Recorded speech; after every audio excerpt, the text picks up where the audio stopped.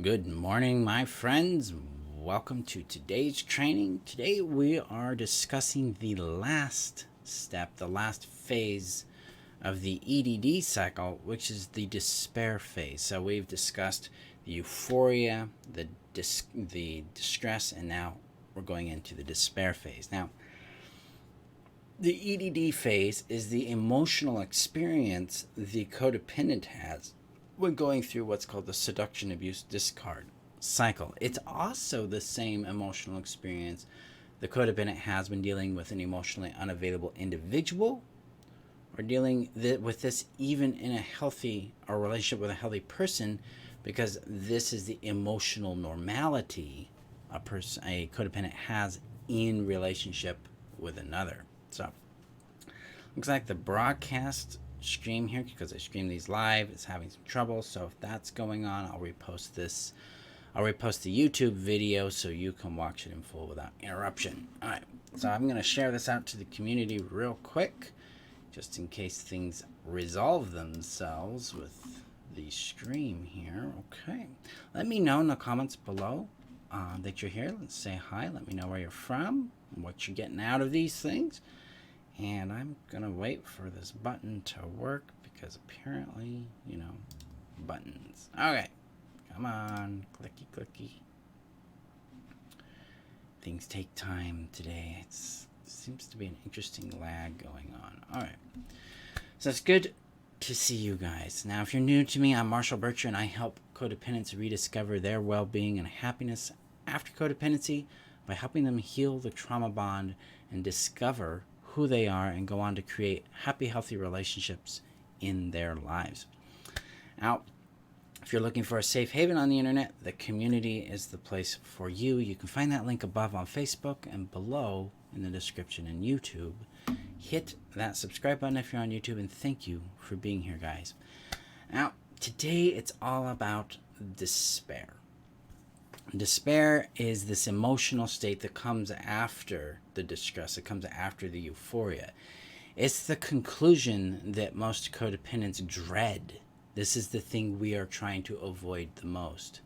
And despair shows up when the discard is happening or has happened. So discard is when the other person you're in a relationship with stonewalls you, replaces you with a person, place, or thing, pays more attention to the dog than to you, cheats on you, starts investing more time and energy in work, avoids you, doesn't want an emotional connection and experience with you. Instead, they're gone. They're not relating to you. They're not acknowledging you. They may still be attacking you, abusing you, criticizing you, but they're making threats. This relationship's over. I'm out of here. I can't stand this. Why do you do this to me? That kind of thing. Now, this discard leaves the codependent in a deep state of depression. They feel gutted. They feel hollowed out. They feel collapsed. In the technical sense, they've moved into what's called an immobility response. They are in a depression. They are in a very low state of functioning because their center of reality, their center of identity, their center of their value and their worth has been torn out of them. This happens because the codependent brain makes them dependent on the other person. It creates what's called external orientation. Now, I'm aware that there are some broadcast issues, so if that's going on, it's not a you thing. It seems to be something on my end. So I'm just going to get through this. We'll get it done. So in despair, the codependent has lost their sense of identity, their sense of worth, and their sense of reality. They no longer have an orientation towards what's going on. Instead, they're in a high state of emotional distress and a high state of what's called attachment distress. They need the other person to validate their value, to validate their identity, and to validate their realness. And when they don't get that, they continue to collapse deeper into the sense of nothingness, as if they don't even exist, they're not real. And they're really wrestling with the big fear that they're not worth knowing, loving, or keeping. The despair phase is hallmarked by depression, by high anxiety, by complete withdrawal from other friends and family, from a collapse on one's self. They give up sometimes eating. This is where sometimes suicidal ideation shows up. This is where they're barely able to function because their sense of self has been torn out of them, or from, the rug has been pulled out from underneath codependent. Now, the despair phase has two purposes. Purpose number one is to serve the narcissistic individual. So if you're in a relationship with a narcissistic individual, this gives them a huge power high. They get a huge hit of supply off this because they see how much power they have over you and how much you need them. This gives them an incredible sense of satisfaction because now they have you and they can do whatever they want with you. If you're in a relationship with an emotionally unavailable person, this gives that person, the avoidant person, a huge sense of relief because now they can just exit the relationship and they don't have to carry the guilt or the shame for it. They can just put it on you.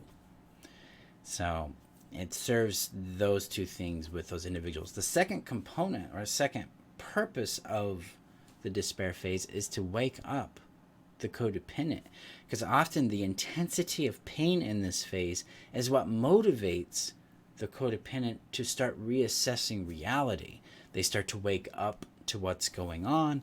They start to question what's been happening. They start to seek help outside of themselves and get third-party points of view. They start to try to make sense about what's going on. This is ultimately what helps them break out of this cycle. Now, there is a way out of the despair phase that's really important. It's not often what people think it would be. In reality, it's actually moving back to the distress phase. And the way we do that is we start to assess reality by noting what they have done. We write down how they've treated us, and we write down the pain it's caused. What this tends to do is activate more of a fight response in the brain where we start getting a little more angry, getting a little more into the distress element so that we can take a positive, healthy fight and make the changes we need to make in our world. Now, this is not a linear process or experience, my friends. Getting out of the seduction, abuse, discard cycle and out of the E.D.D emotional experience requires us to go through it over and over.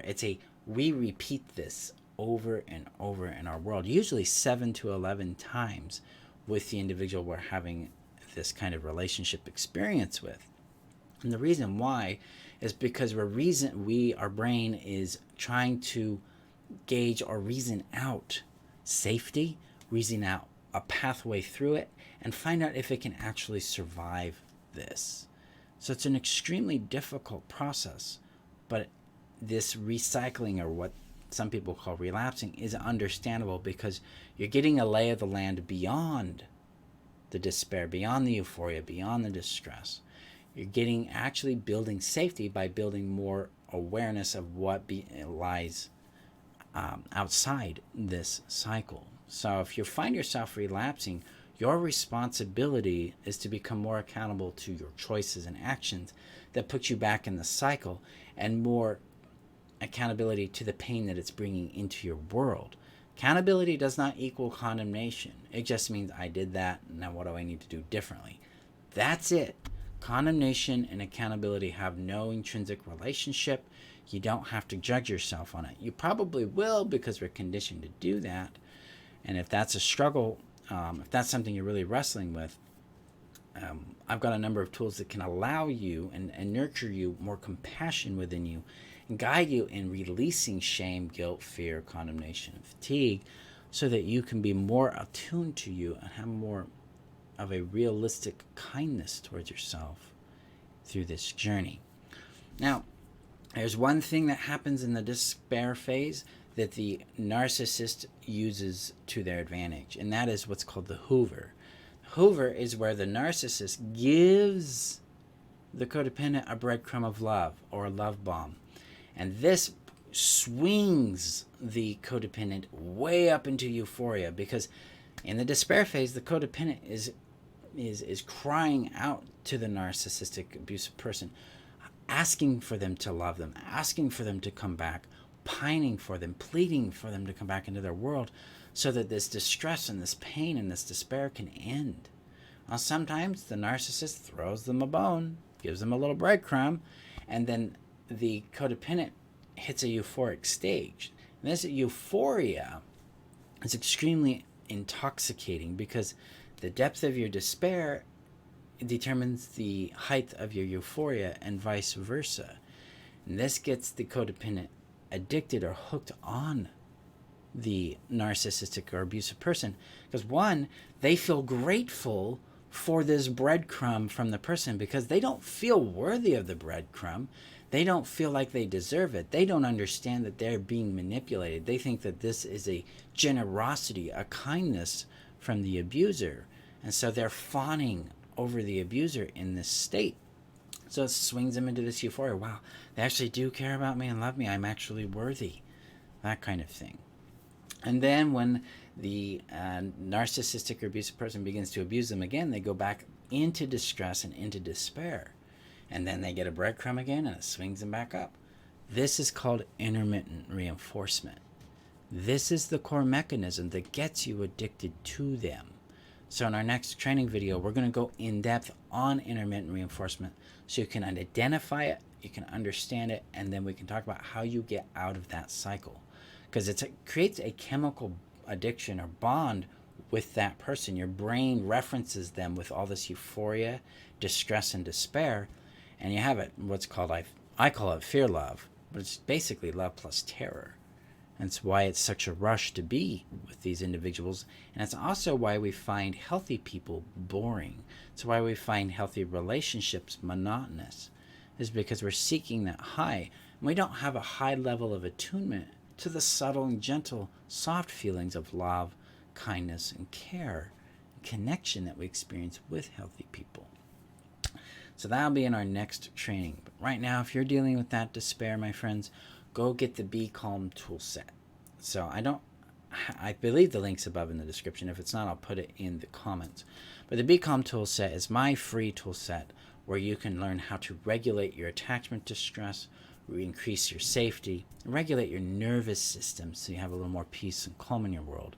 And then to go deep on breaking free of the E.D.D cycle and the sad cycles, that's what the Heal Yourself strategy is all about. It's where I help you restore your sanity, or restore your safety, and restore yourself so that you no longer have a need for the codependent cycle. You're no longer drawn to these types of people. And I do that by helping you understand who you are, by helping you connect back to your innate safety and regulating the nervous system through somatic techniques, and then helping you restore your sense of reality by identifying what is real, and then restoring your sense of personal power, what I call sovereignty. And from there, we move into what's called attachment, distress management, and then maturing attachment. So we're going to teach you how to regulate your attachment distress and how to bring more nourishing connection into your world by meeting your 10 core needs. And then when we get back, and then we get into identity, I teach you how to identify yourself, how to restore connection to your body, and how to nurture what's called innate value. So that you got the foundation of discovering who you are and what you deserve in the world, because that's really what it's about. It's moving into your well-being, into your happiness. So the Heal Yourself strategy takes place over 24 modules. I teach them on Mondays at 11 a.m. and 6 p.m. Mountain Time if you're doing the live sessions. If you're doing the recorded sessions, you can just jump in at any time and take them. They're released once a week. And it comes with lifetime access to all the recordings. It comes with lifetime access to what's called live mentoring hours, where you get time with me and other students in a secure Zoom room to get answers on your life, answers on the course, to sit back and listen in and get support in your world. So that's the technical details there. The link is above on Facebook, below on YouTube to register. Because the live sessions start February 22nd, so just over a week and a half from now. So I'd be happy and excited to see you in class. Now, my friends, go gently with yourself. The despair phase is your key to becoming free in your world. But sometimes it does, you relapse back into the cycle. That's normal. Be kind with yourself because it's not an easy process to move through. So let me know your thoughts on this. Guys, have a safe day out there. And I will see you in our next training video where we'll be discussing the intermittent reinforcement cycle and how it works so that you can understand that you're hooked on them because of the way your brain works, not because there's something wrong with you. So we're really dealing with biology. We're dealing with chemistry, and we're dealing with attachment, and we're dealing with needs there. So I'll see you then. Have a great day, guys.